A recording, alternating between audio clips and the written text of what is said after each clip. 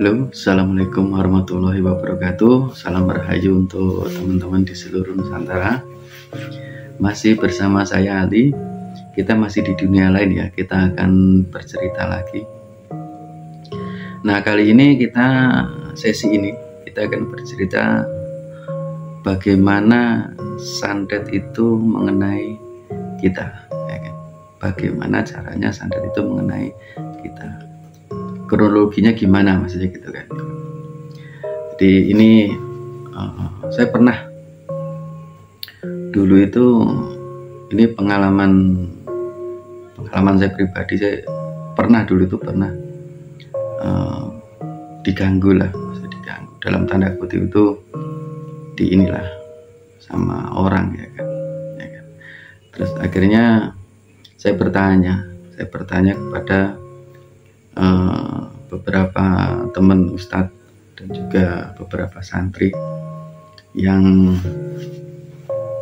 mengetahui tentang hal ini ya kan. Dan kebetulan beliau ini juga indigo ya kan.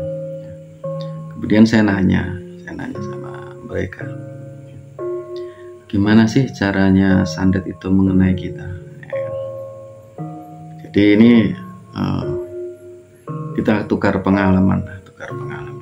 Jadi, siapa tahu teman-teman ada yang punya pengalaman ya kan, mungkin lain pengalamannya atau mungkin keterangannya lain, silahkan di komen di bawah boleh. Jangan lupa juga subscribe-nya agar nanti kita bisa menampilkan lebih banyak cerita lagi ke depannya. Ini gini, ada beberapa versi cara santet ini mengenai tubuh kita.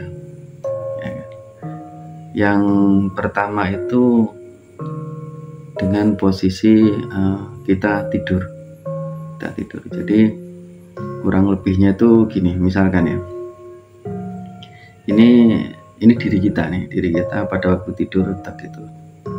Nah ini gini, sukma kita ini kan ngambang. Nah karena sukma kita ini ngambang, maka sukma ini kemana-mana, memasuki beberapa dimensi, dan akhirnya kita bermimpi. Kurang lebihnya seperti itu.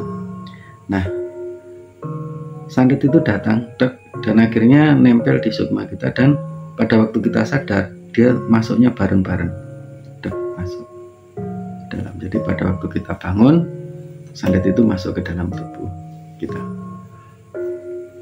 Ini yang pertama ya kan? Yang pertama masuk pada waktu kita tidur.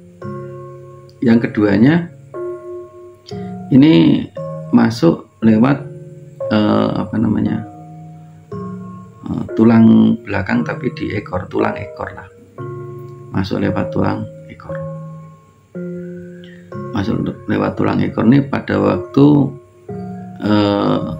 tubuh kita ini konteksnya gini, tubuh kita ini tidak memiliki apa-apa, tidak memiliki perlindungan, tidak memiliki pagar goib segala macam. Dia bisa masuk lewat tulang ekor itu. Nah kalau misalkan ya, kita punya tempat tinggal, rumah atau tempat usaha segala macam, kemudian sudah dikasih pagar goib misalkan gitu. Nah ini pada waktu kita keluar dari rumah atau tempat tinggal, ini si santet itu mengenai kita.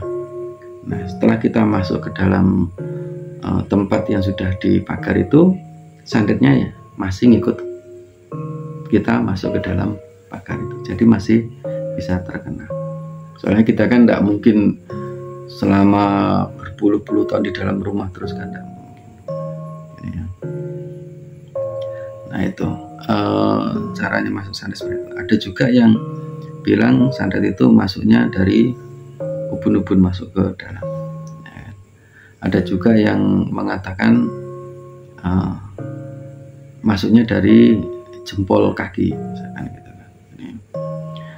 Nah, santet ini pada waktu dia mengenai itu ya kan, ini biasanya gini ya kan.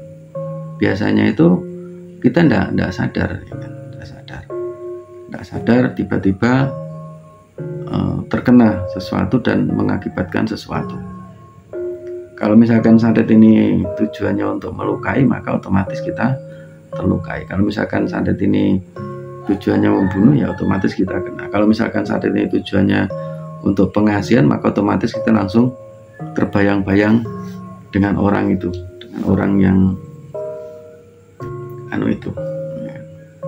Nah, cara masuk santet ini cara masuk santet ini ya kan? Ini gini teman-teman, apakah ini bisa dicegah misalkan gitu kan? Bisa dicegah ya kan, tapi dengan syarat itu tadi, ada pagarnya atau ada pelindungnya ya kan.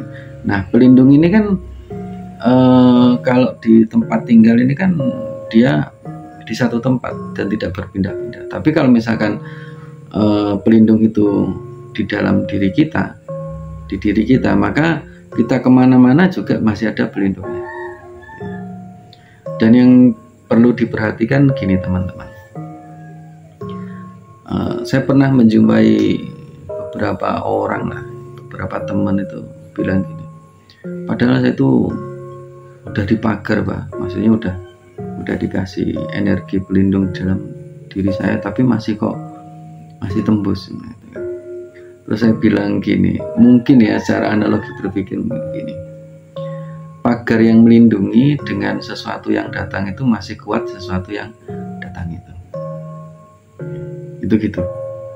Nah, kalau misalkan santet itu mengenai pada waktu kita di rumah, itu tanda-tandanya kalau misalkan dari yang kita lihat atau kita dengar itu ya kan, itu di atap rumah itu seperti ada ada ledakan dar gitu kan. Nah, itu berarti santetnya masuk. Ini kata beberapa indigo ya. Nah, tapi kalau misalkan ada suara seperti pasir yang diguyur gitu, paham ya? Kalau air ini kan diguyur, ini pasirnya sih ya diguyur juga, biur gitu. Jadi di atap-atap rumah kita nih itu ada seperti guyuran pasir gitu. Nah, itu menandakan kalau santetnya itu pecah, terkena pelindung di rumah kita. Nah, ini kalau misalkan teman-teman ini memiliki hewan ini, biasanya kalau misalkan seperti unggas itu angsa, biasanya angsa itu sudah bersuaranya udah nyaring banget, ngak gitu, pokoknya paham ya suara angsa ya gitu, pada waktu terkena itu.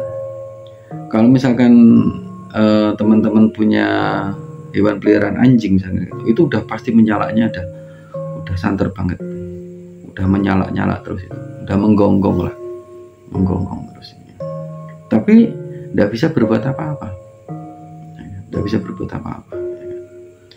Nah, kalau misalkan saya pernah ditanya sama temen gini, Mas, kalau misalkan seperti ada guyuran pasir di atas itu, apakah itu bisa mengenai kita? Terus saya bilang gini, seseorang yang berniat jahat untuk kita misalnya, terus dia ngirim sesuatu, kemudian itu tidak bisa menembus pelindung rumah, kira-kira analoginya besok dia nyerang lagi enggak pada waktu kita di luar? Dia bilang gitu. Bener ya?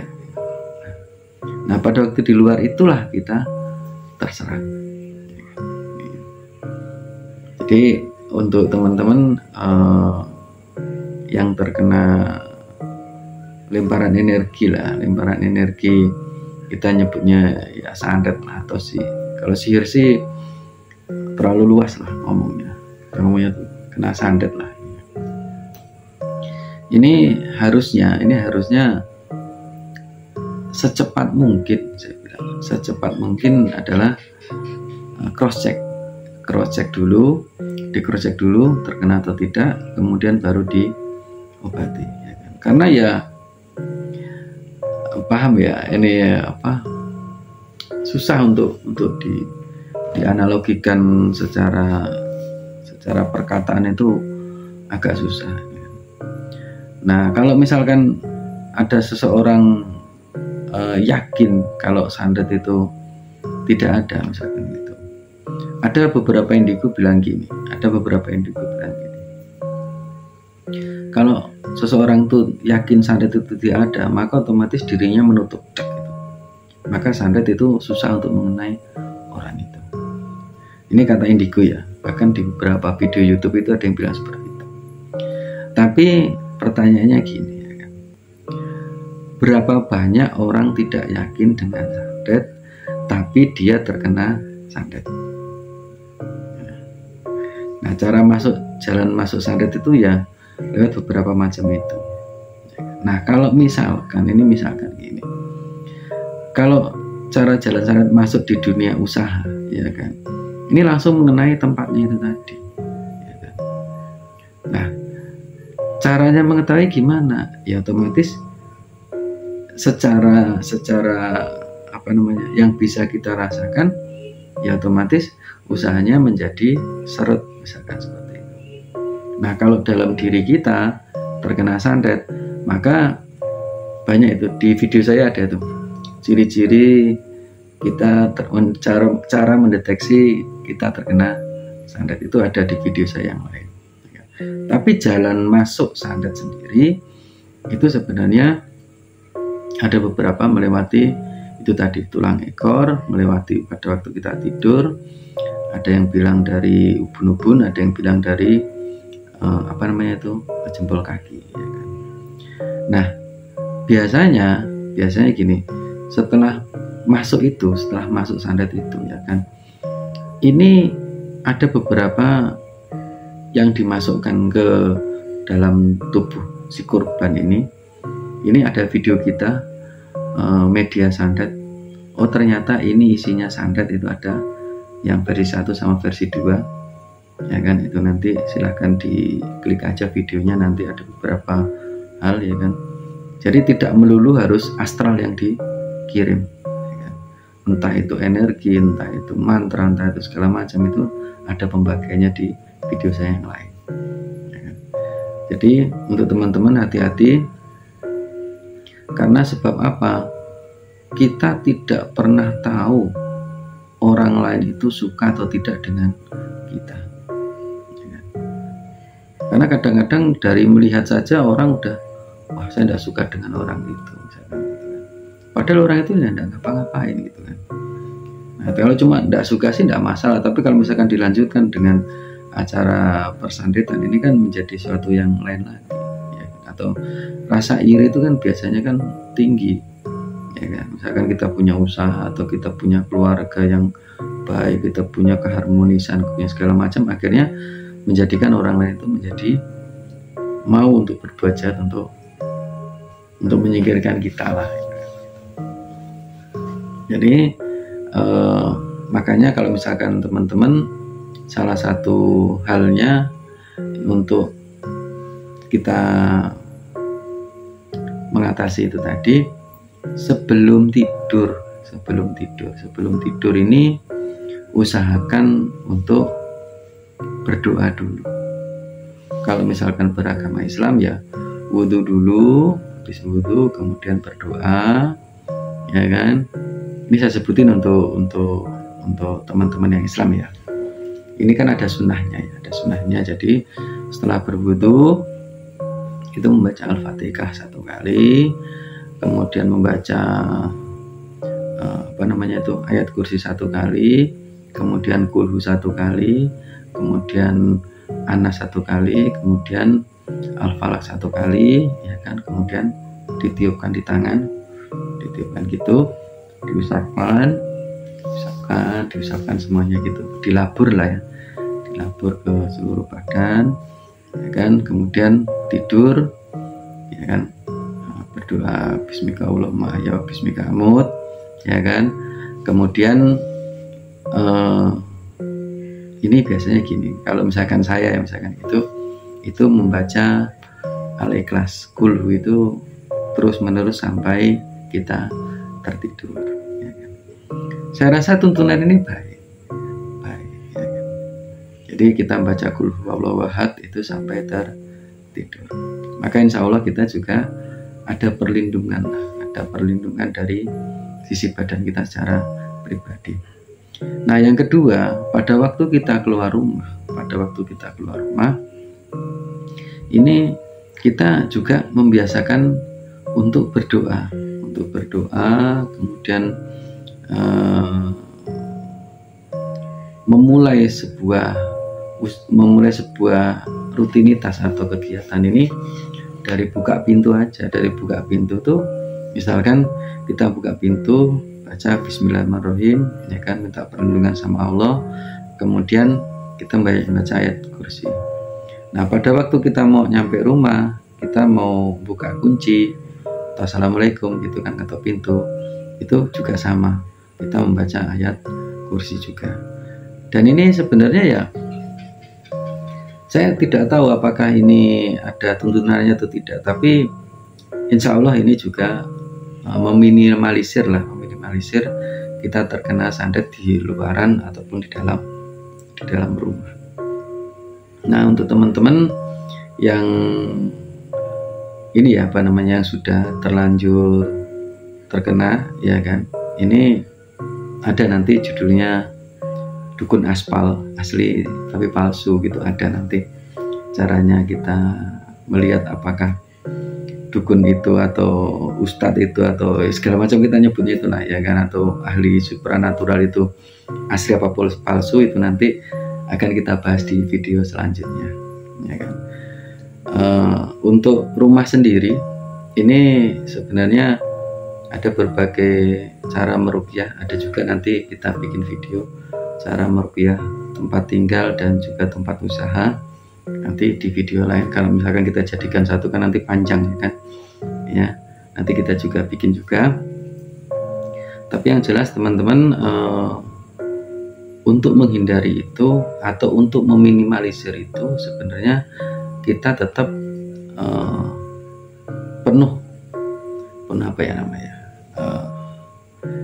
tetap berpegang teguh lah sama Gusti Allah.